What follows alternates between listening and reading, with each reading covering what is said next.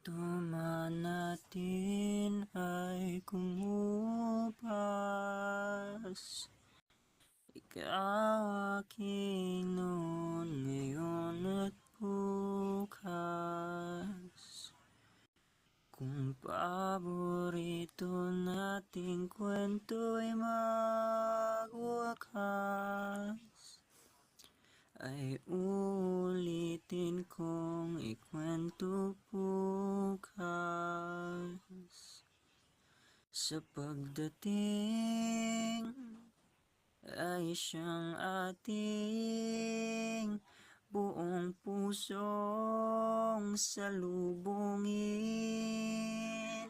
Di man ngayon tulad ng dati, ang panata ko'y